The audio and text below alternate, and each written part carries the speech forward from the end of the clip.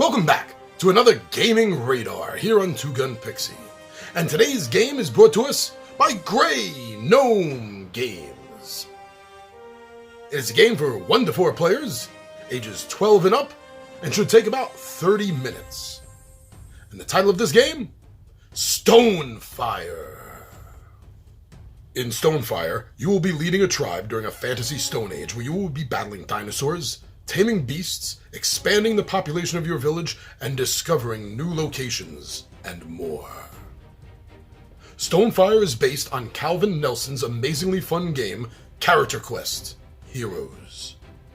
Your goal is to build up the strength of your tribe to the point where you can tackle the boss, an Allosaurus. Meanwhile, creatures from the wilderness are persistently attacking. If the wilderness deck is ever emptied before you defeat the Allosaurus, the game ends immediately.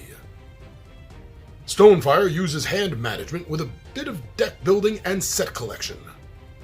Each turn you draw new characters from your tribal deck. These cards will either be humans or tamed beasts.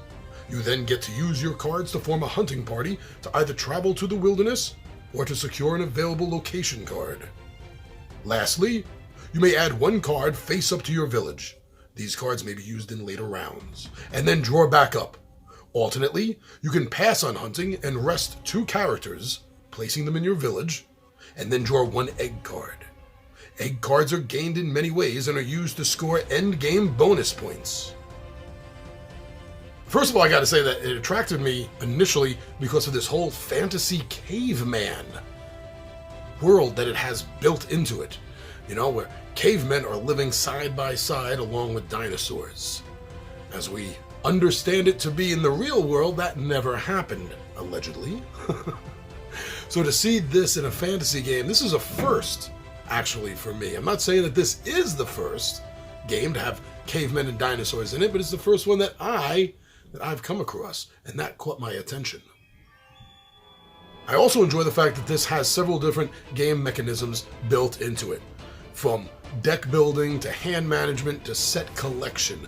It kind of takes a little bit that works from other systems and throws it into this pot, and it boils it up into this really, really fine feast of a game. Another thing, quite honestly, that caught my attention is that it's a Jason Glover game. Now, these games that he puts out with his company, Gnome Games, have really just caught my attention lately. Starting with Desolate, and then with Iron Helm. So far, he hasn't missed the mark. So that's another reason I am so looking forward to this game, and I have to have it on my radar. And the fact that this game plays up to 4 but can also handle a solo game, that is something else that grabbed onto me right away. I've been really digging games that you either can solo or are made specifically for a solo game. So when I saw this come up in my feed and I got this brought to my attention, that was something else that definitely caught me. I've also noticed that with Gnome Games there's a similarity in the art style, and I believe that's because Jason Glover is involved with, if not just does straight out all the art himself. So that has this sort of continuity to all his games, even when the games themselves don't have any continuity between the two of them. There's a sense of familiarity when you see something like that that's associated with something that you already enjoy. So I already enjoyed 2 other games by this individual in this company, and seeing this adds on to this whole similarity thing gives me more hope. Besides, the art is fun to look at.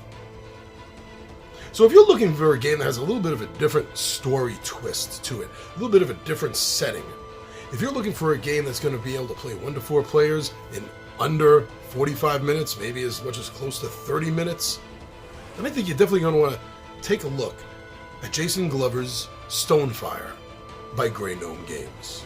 Maybe it'll earn a spot on your radar like it did on ours.